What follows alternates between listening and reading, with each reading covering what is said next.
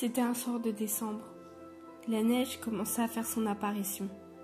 Je la regardais tomber. Ça m'apaisait tellement.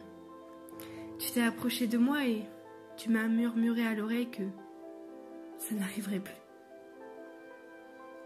Je t'ai regardé.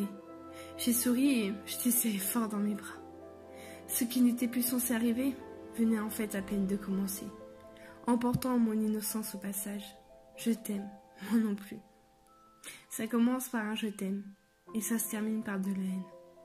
Il a le premier regard, le premier sourire, le premier baiser, la première tendresse, la première insulte.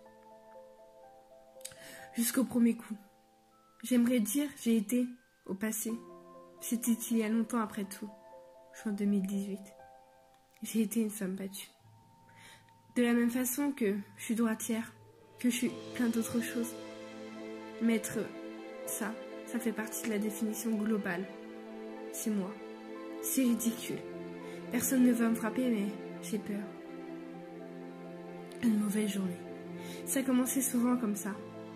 Ça commençait souvent pour rien, à vrai dire. Ça commençait parce que t'avais envie, je suppose. Je vais pas blablater sur pourquoi je t'énervais ou tu me menaçais. J'avais un job et pas toi. Ou je ne sais pas sur quelle connerie tu psychotais. J'en ai rien à foutre. Et je vais pas te trouver d'excuses. D'ailleurs, ce n'est pas de toi que je veux parler. C'est de moi.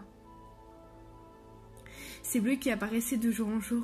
Et mes excuses, tout aussi bidons les unes que les autres, ont détruit ma vie. Ont détruit mon entourage. T'as tout détruit. Tu m'as brisé et tu t'es amusé à éparpiller tous les morceaux, aux quatre coins du monde, pour que personne n'arrive à les rassembler.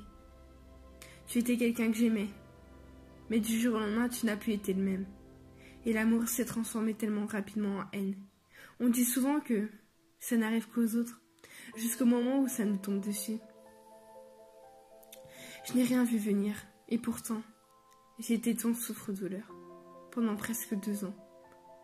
2 années où tu t'es amusé à me faire du mal, t'excusant à chaque fois, reprochant que tout ce qui se passait, je l'avais mérité, que tes coups, tes poings et tes mains frappant mon corps étaient justifiés. Quand j'allais voir ma famille, je disais être tombée. On me regardait et je voyais bien que personne ne me croyait. Mais je n'avais pas la force de tout leur raconter. Pas le courage de demander de l'aide et encore moins de m'en aller. J'aurais tout perdu. Puis il y a eu ce jour. C'était au mois de juin. Je m'en souviens comme hier. On rentrait. Mon anniversaire. C'était la goutte de trop. Le coup qui m'a fait réaliser que je méritais mieux. Pour une histoire stupide, tu t'es vengé sur moi. J'ai fini une 3e fois à l'hôpital. Fissure du tibia, épaule déboîtée. Et n'en parlons pas de tous les bœufs que j'avais en option. Tu n'es même pas venu me voir. Tu n'as même pas pris de mes nouvelles. Je n'existais plus pour toi. Quand j'ai su que tu n'avais rien eu, qu'il fallait que je porte plainte, j'ai tout de suite couru. J'ai porté plainte contre toi et j'ai pris le premier train. Je suis repartie dans ma famille. J'ai tout quitté, j'ai tout perdu. Mais j'ai prié tellement de fois de mourir que je me suis dit que c'était la seule échappatoire. Et tu vois, c'était la plus belle chose que j'ai pu faire. Je te cache pas que ça fait plus de temps que j'ai réussi à me remettre avec quelqu'un.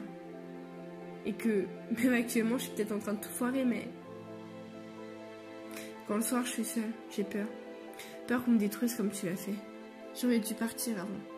T'aurais pu me tuer tellement de fois et j'en ai pris conscience que maintenant.